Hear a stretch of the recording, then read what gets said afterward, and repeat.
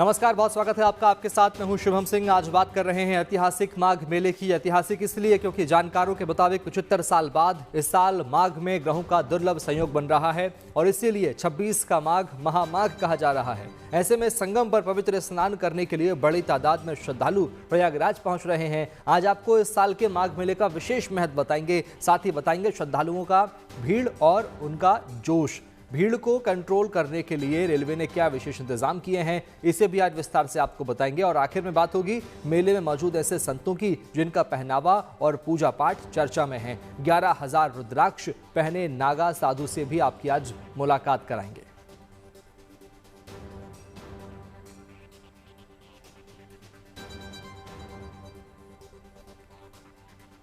आइए शुरुआत करते हैं संगम पर माघ मेले के महान दृश्य से, जो पिछले साल संपन्न हुए महाकुंभ की याद दिला रहा है। हर हर गंगे और जय मां गंगे का उद्घोष है। कड़ी सुरक्षा, आधुनिक सुविधाएं और अद्भुत वातावरण में इस माघ मेले को ऐतिहासिक बना रहा है। सबसे बड़ी बात यह है कि इस माघ मेले के दौरान 75 साल बाद ग्रहों का खास संयोग होने जा रहा है, जिसकी वजह से यह माघ मेला बन गया है महामाघ मेला। देखिए रिपोर्ट।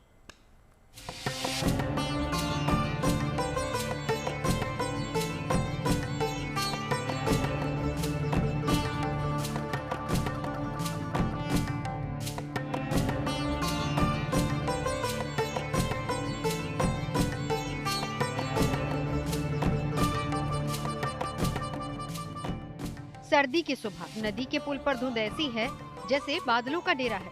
प्रयागराज का ये पुराना यमुना ब्रिज साफ नजर नहीं आता और ठंड ऐसी है कि सड़कों पर कोई बेवजह नहीं जाता।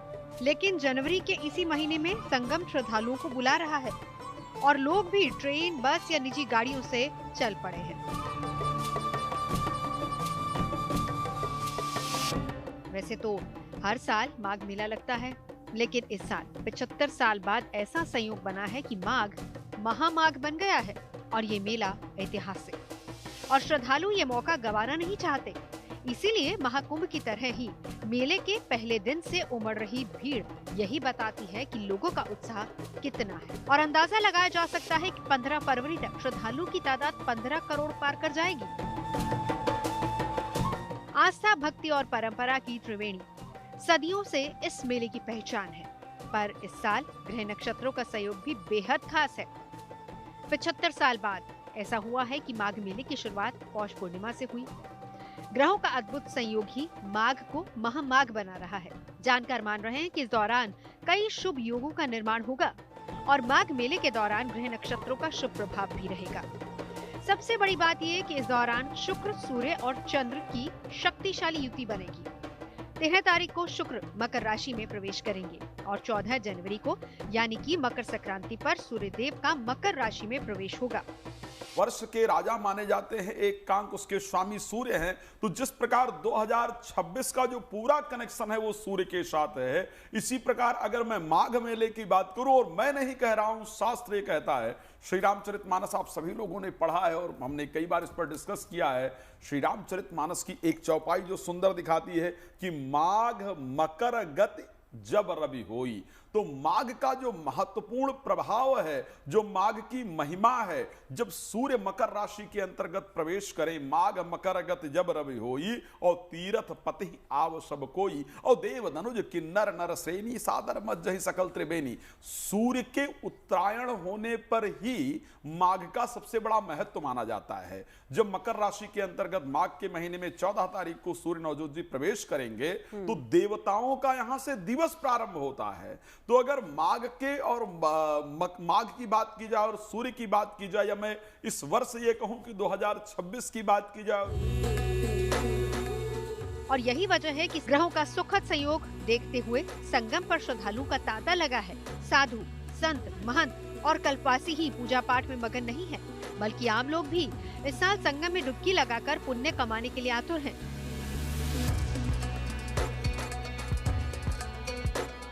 आम दिनों में भी संगम पर अच्छी खासी भीड़ है, लेकिन माना यह जा रहा है कि मकर संक्रांति पर श्रद्धालुओं का आंकड़ा 1 करोड़ पार कर जाएगा। और जानकार मान रहे हैं कि सूर्यदेव के आशीर्वाद के साथ इस अवसर पर पवित्र स्नान करने से शनिदेव की कृपा भी मिलेगी। मकर संक्रांति पर शनिदेव अनुराधा नक्षत्र में मौजूद होंगे। शनि का शुभ नक्षत्र में होना अत्यंत मंगलकारी माना जाता है। जानकारों के मुताबिक इस दौरान पवित्र स्नान दान जप तप का कई गुना फल मिलता है और सबसे बड़ी बात ये कि साढ़े साती और ढैया से राहत मिलती है।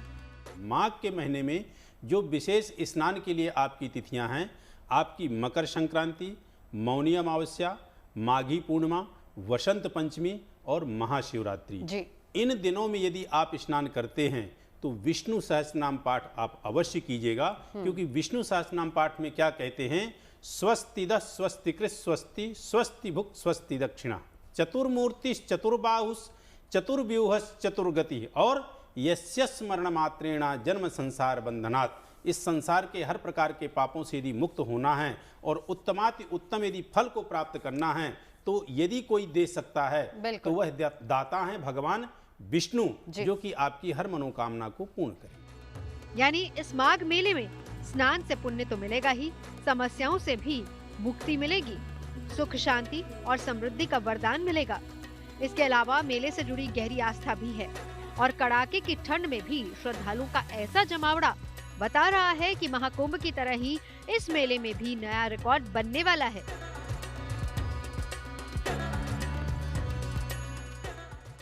भीड़ उम्मीद से ज्यादा है, इसीलिए प्रशासन भी अलर्ट पर है और रेलवे भी। ज्यादातर श्रद्धालु ट्रेन से आ रहे हैं, इसीलिए महाकुंभ की तर्ज पर ही रेलवे ने क्राउड कंट्रोल के लिए विशेष रणनीति बनाई है।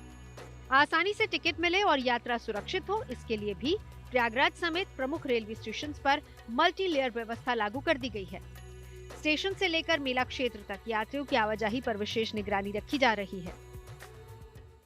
माघ मेले का पौष पूर्णिमा के स्नान के साथ शुभारंभ हो चुका है और काफ़ी संख्या में श्रद्धालु कल्पवासी लोग लगातार आ रहे हैं और बहुत सारे लोग ऐसे भी हैं जो संगम में स्नान करके वापस अपने गंतव्य की ओर जा रहे हैं। इसके लिए रेलवे बहुत सारे इंतजाम कर रहा है, जैसे रिंग रेल का संचालन, कलर कोडेड यात्री आश्रय शेड के माध्यम से लोगों को स्टेशन में प्रवेश देना, स्टेशन में एंट्री और एग्जिट के प्रोटोकॉल लागू करना और पैसेंजर एमिनिटीज़ के लिए भी हम बहुत सारी चीज़ें कर रहे हैं, जैसे किस तरह से लोगों को टिकट खरीदने में और टिकट के माध्यम से ट्रेन पकड़ने में किसी तरह की असुविधा ना हो, भीड़ नियंत्रित रहे और यात्रियों को कोई भ्रम ना हो, इसीलिए 4 अलग अलग दिशाओं में जाने वाली ट्रेनों के टिकट अलग अलग रंगों में जारी किए जा रहे हैं। यानी टिकट का रंग देखकर ट्रेन और उसकी दिशा का पता लगाया जा सकता है। प्लेटफॉर्म पर अनावश्यक भीड़ नहीं होगी और अगर किसी खास रंग के टिकट वाले यात्रियों की तादाद ज्यादा है तो तुरंत स्पेशल ट्रेन चलाई जाएगी। तो प्रयागराज जंक्शन में हमने कलर कोडेड यात्री आश्रय शेड के माध्यम से लोगों को प्रवेश दे रहे हैं और इसमें प्रत्येक जो रंग है वो एक विशेष दिशा को बताता है।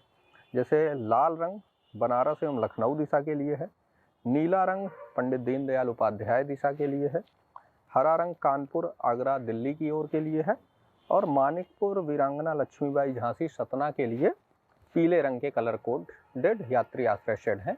इन्हीं यात्री आश्रय शेड के माध्यम से लोगों को प्लेटफॉर्म पे और उनके डिजायर्ड जो गंतव्य है उसमें प्रवेश दिया जा रहा है। और हम लोगों ने जो एक महाकुंभ में एक सफल प्रयोग किया था कि लोगों को जो टिकट दिए जा रहे थे वो भी इसी रंग के दिए जा रहे थे, ताकि लोगों को भी पता रहे कि उन्हें किस रंग के यात्री आश्रय शेड में प्रवेश करना है, जहाँ से उन्हें उनके दिशा के लिए ट्रेन मिलेगी, और रेलवे स्टाफ को भी पता रहे कि इस रंग का यात्री आश्रय इस रंग का टिकट यदि किसी यात्री के पास है तो उसे इस पर्टिकुलर डायरेक्शन में यात्रा करनी है और उसे उस तरह से गाइड किया जा सके।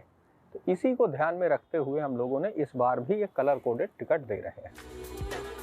इस तरह रेलवे की तैयारी पुख्ता है। उधर प्रयागराज प्रशासन भी सतर्क है। संगम पर महाकुंभ की तरह ही धूमधाम है और श्रद्धालुओं के लिए उसी तरह हाईटेक इंतजाम भी है। 10,000 से ज्यादा पुलिसकर्मी, एटीएस की 2 टीमें, ड्रोन और पूरे इलाके में सीसीटीवी कैमरे, यानी सुरक्षा के मामले में कोई लापरवाही नहीं। देश के कोने कोने से आ रहे श्रद्धालुओं के लिए बड़े अस्पतालों के साथ साथ 80 एम्बुलेंस भी तैयार हैं। तो जो लोग माघ मेले में स्नान के लिए आ रहे हैं उनका अनुभव महाकुंभ जैसा ही होगा। प्रयागराज से पंकज श्रीवास्तव के साथ bureau report, good news today. Prayagraj में संगम की धरती पर आस्था, साधना और संस्कृति का भव्य उत्सव नजर आ रहा है। पिछले साल महाकुंभ के बाद इस साल का माघ मेला भी नए कीर्तिमान बनाने जा रहा है। संगम पर श्रद्धालुओं की भीड़ तो है ही, तपस्या में लीन संत और नियमों का पालन करते कल्पवासी भी हैं। मेले में किन्नर अखाड़े की विशेष उपस्थिति है और 7 साल से एक पैर पर हठयोग करने वाले संत की खूब चर्चा है। देखिए रिपोर्ट।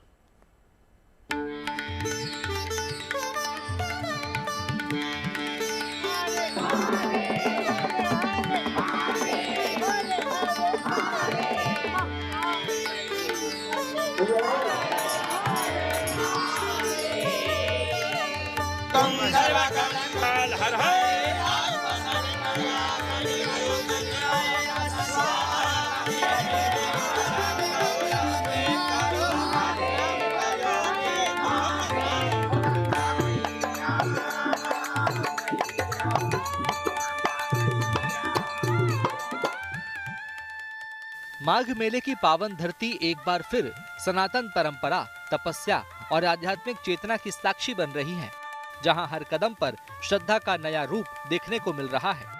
माघ मेले में इस बार आकर्षण का सबसे बड़ा केंद्र बना हुआ है किन्नर अखाड़ा। मेले में विधि विधान के साथ पूजन अर्चन के बाद किन्नर समुदाय ने गीत और नृत्य के माध्यम से उत्सव मनाया।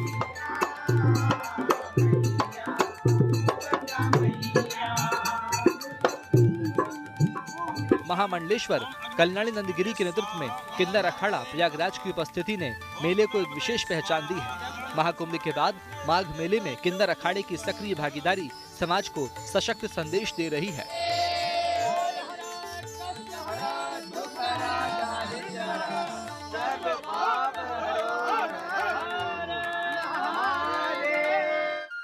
इस मेले में साधना की एक अनोखी मिसाल बने हुए हैं हठयोगी शंकरपुरी, जो पिछले 7 सालों से समाज कल्याण के संकल्प के साथ एक पैर पर खड़े होकर तप कर रहे हैं।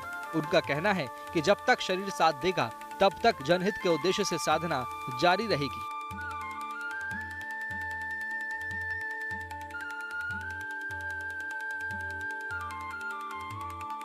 खड़ेश्वरी संत हूँ और अधिक ज़्यादा तक जो है 6 से 5, 8 ऐसे जो है मैं घंटे एक पैर पे खड़ा रहता हूँ और फिर बदलता हूँ जब मैं थक जाता हूँ। माघ मेले के दौरान पंचकोसी परिक्रमा की भी विधिवत शुरुआत हो चुकी है। अखिल भारतीय अखाड़ा परिषद और श्री पंचदशनाम जूना अखाड़ा की अगुवाई में संगम तट पर गंगा पूजन के साथ इस धार्मिक यात्रा की शुरुआत हो चुकी है। 5 दिनों तक चलने वाली इस परिक्रमा में साधु संत विभिन्न पवित्र स्थलों का भ्रमण कर रहे हैं। परिक्रमा के अंतिम दिन संत समाज के लिए विशाल भंडारे का भी आयोजन किया जाएगा। ये एक ऊर्जा का वॉल्केनो है, गंगा माँ का तट और माँ की जो शक्तियाँ हैं। कहा जाता है कि 100 कोस तक अगर स्नान भी कोई न करे तो भी पवित्र है और उसमें अस्थि भी पधरा दिया जाए तो भी स्वर्ग की प्राप्ति होती है। तो 1 महीना, 2 दिन, 3 दिन जो भी यहाँ तप जप प्रभु का स्मरण, माँ का स्मरण करता है, वो पूरी पॉजिटिव एनर्जी से इतना भर जाता है कि पूरे साल उसके हर काम, धर्म, अर्थ, काम ऊर्जावान रहता है, प्राप्ति होती है। And they achieve each and every success of life by meditation and job and by receiving the divine energy. धन्यवाद। माघ मेले की सबसे विशिष्ट परंपरा मानी जाती है कल्पवास। माघ मेले के दौरान कल्पवासी संगम के तट पर रहकर संयमित जीवन व्यतीत करते हैं। माघ मेले के ब्रह्म मुहूर्त में स्नान, सात्विक आहार, जप, ध्यान और पूजा इस साधना के मुख्य अंग हैं। मान्यता है कि इस अवधि में किया गया तप विशेष पुण्य प्रदान करता है। बड़ी संख्या में बुजुर्ग, साधु संत और श्रद्धालु इस कठिन लेकिन आत्मिक शांति देने वाली साधना में लीन दिखाई देते हैं।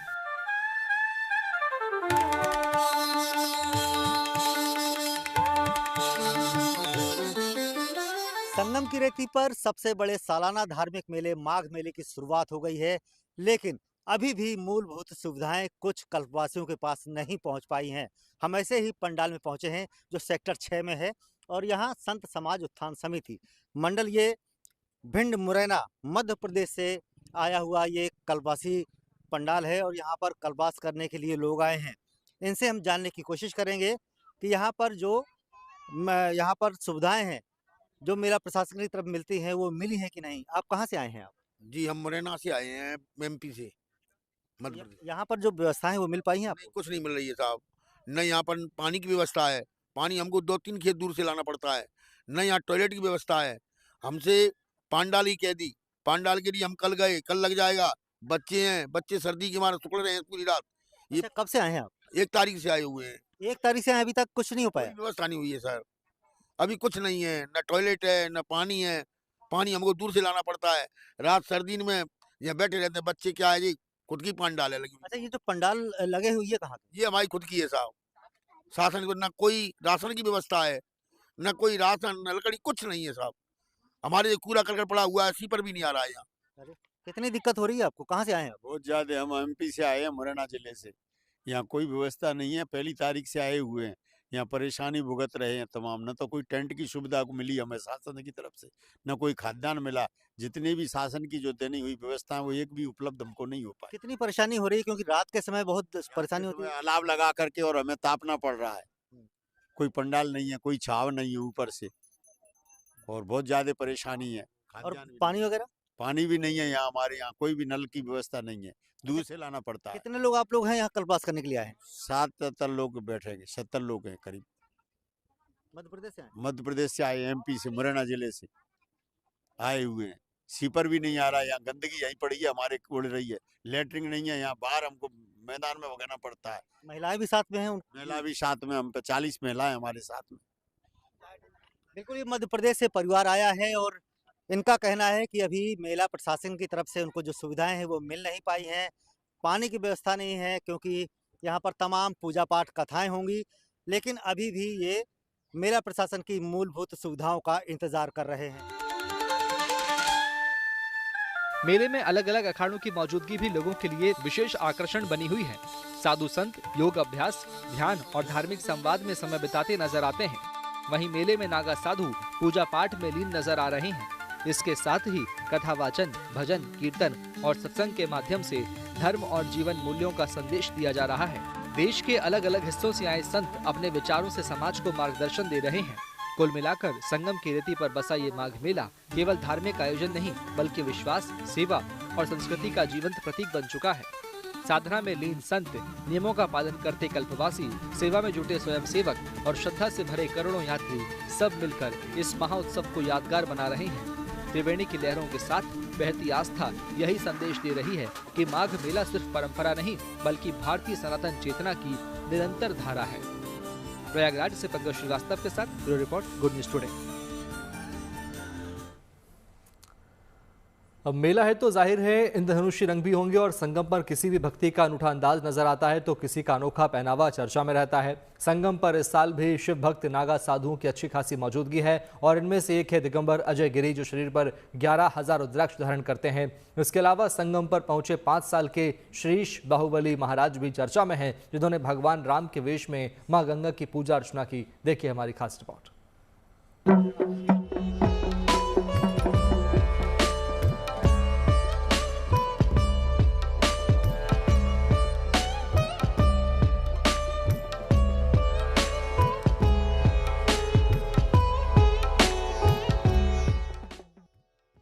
आपने कुंभ मेले में इस तरह के साधु संत देखे थे जो भगवान भोलेनाथ का स्वरूप रखे, उनके गण यहाँ पर कुंभ मेले में देखने को मिलते थे, लेकिन अब इस बार इस माघ मेले में भी ऐसे संत आए हैं, दूर दराज से लोग इनके दर्शन कर रहे हैं और इनसे आशीर्वाद ले रहे हैं। अजय गिरी उर्फ रुद्राक्ष बाबा, श्री तपोनिधि निरंजनी पंचायती अखाड़ा से हूँ और मैं 6 महीने तो केदारनाथ में निवास करता हूँ, बाकी कुछ समय जो है वाराणसी निवास करता हूँ और कुछ समय उनमें प्रयागराज भी आ गया। मैं नागा सन्यासी, निरंजनी अखाड़े से नागा सन्यासी हैं। तो जितने भी शिव संप्रदाय सन्यासी हैं सभी शिव संप्रदाय होते हैं, शिव के जो है गण होते हैं, शिव के ही स्वरूप माने जाते हैं। तो मैंने उसी को देखते हुए मैंने शिव पुराण के अनुसार जो 11,000 रुद्राक्ष विधिवत धारण करे, वो भगवान शिव के रुद्र स्वरूप माने जाते हैं। तो हम जो है हमेशा 11,000 रुद्राक्ष धारण करते आए हैं और वही मैंने स्वरूप धारण कर रखा है। हरिओम। महाराज कितना वजन होता है इसका? इनका वजन लगभग 30 किलो के आसपास होगा, और वैसे मैंने कभी तौल के नहीं देख रखा है। अरे ठंड है, कोई ठंड का असर नहीं होता है? देखो, ये तो कुछ भी नहीं है। मैं तो माइनस टेम्परेचर में केदारनाथ 6 महीने जो है साधना करता हूँ, वहाँ भी ऐसे रहते हैं। तो सब परमात्मा की दया है। जब हम परमात्मा के ध्यान में रहते हैं तो परमात्मा हमारा ध्यान रखते हैं। हरिओम।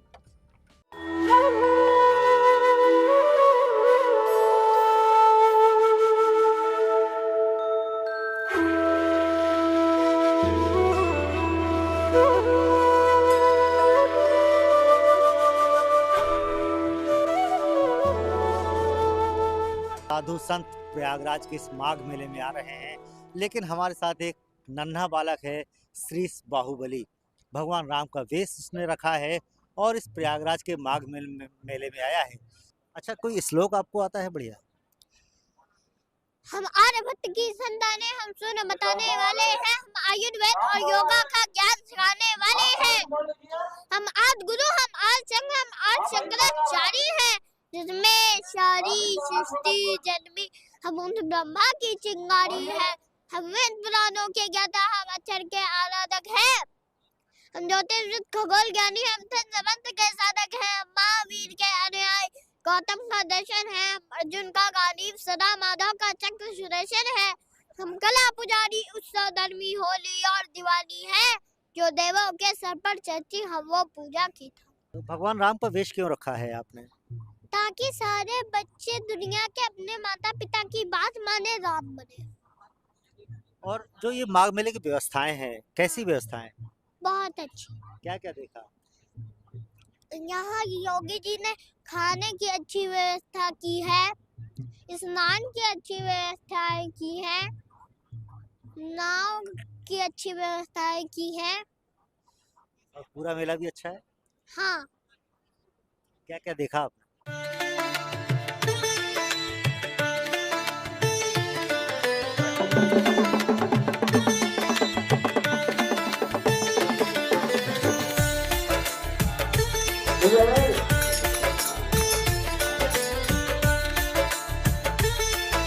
हर हर